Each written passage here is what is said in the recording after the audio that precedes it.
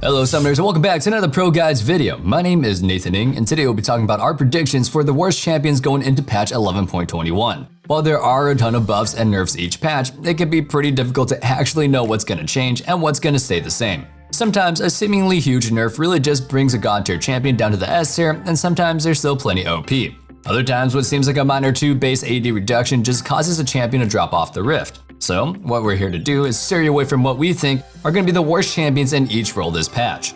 We'll start things off in the top lane with Volibear. It seems like not too long ago that Volibear was a really reliable pick in the top lane, able to win or at least go even in almost all matchups. Post-laning phase, he could still beat out most champions in the side lane, and he also had a huge impact in teamfight, being able to provide engage while posing a huge threat to enemy backliners.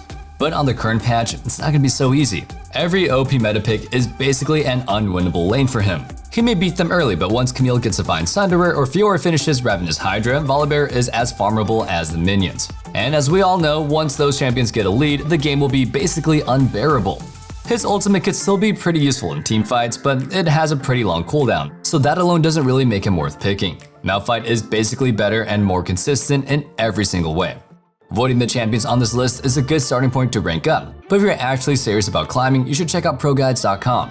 We have courses from all your favorite streamers and pros like Core JJ, Afremu, and Xmithia to help you really understand how to play your role. And if you want a more personalized experience, we have coaches available 24/7 ready to help you become the best. Our coaches are top tier players that have spent years climbing the solo queue ladder to get where they are now, and they're ready to share everything that they've learned with you.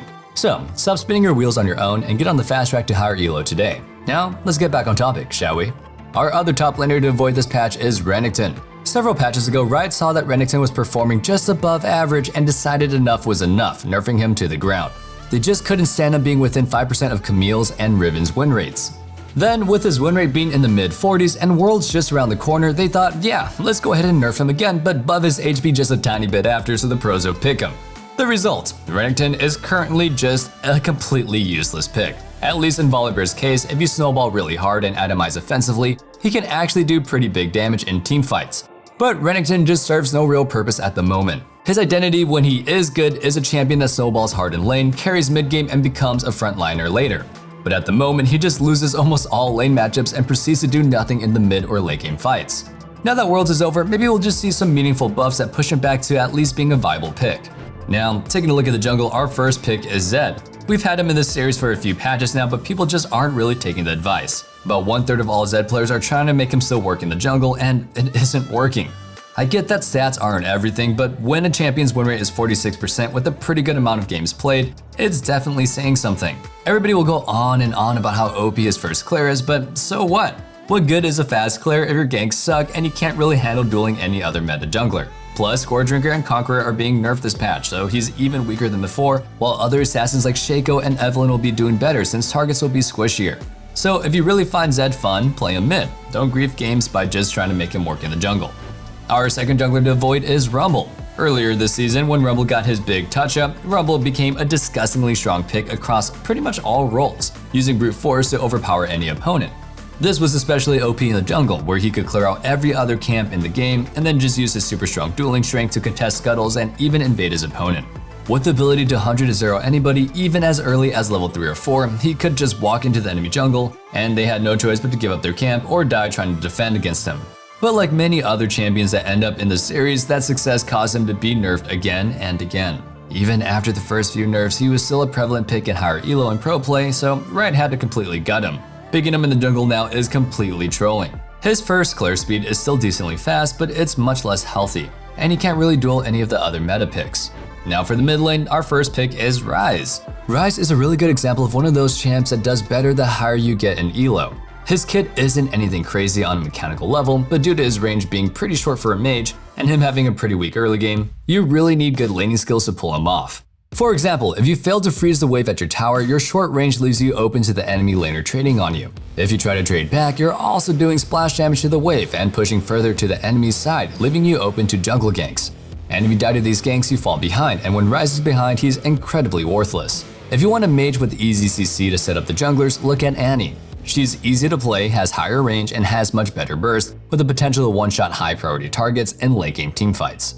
Our second mid laner is Azir. Azir has been a relatively popular pick at Worlds, but those are the only games I want to see him in. As a solo queue pick, you never really just have the time to scale up and be the strong carry that you can see him become in pro play. For one, he has basically zero skirmishing power in early river fights, so 95% of the time, if there's a tussle for the scuttle, your laner ends up getting a lead and then snowballing against you. Also, aside from his scaling hyper carry damage, another big selling point in pro play is his ultimate's playmaking ability. But in solo queue, there's a lot less coordination and a lot more fighting back to back, so relying on having a long cooldown ultimate up isn't always the best plan.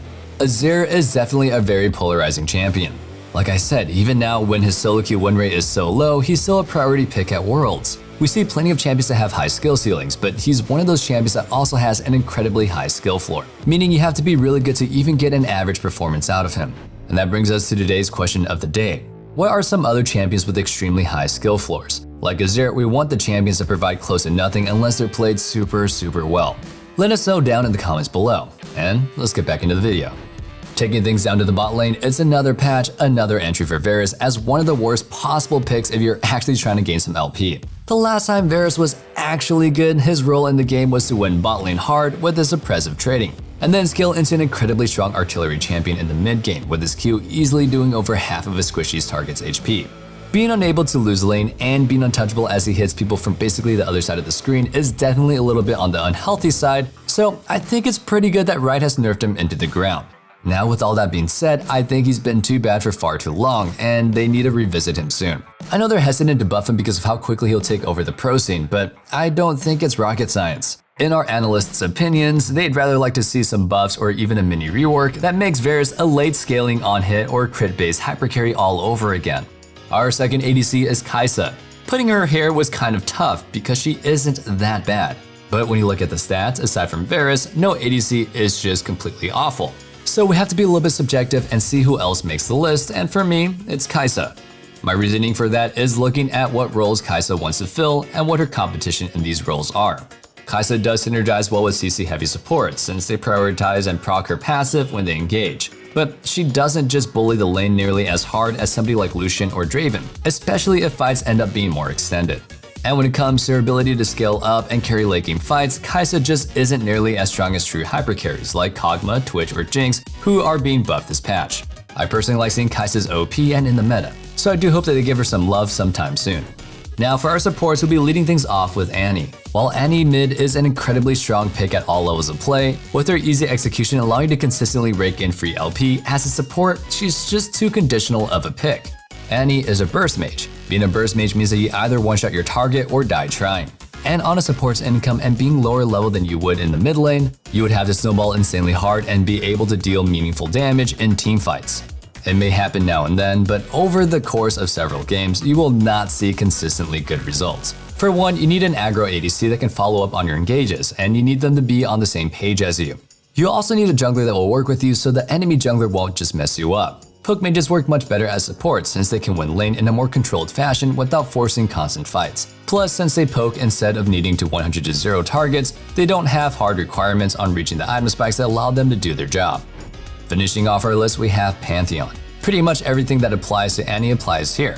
He can win lane pretty hard in some matchups when paired with a really aggressive ADC, since he has a point-and-click CC and a lot of burst. But if you end up in a bad matchup or even have a passive ADC, Pantheon provides literally nothing.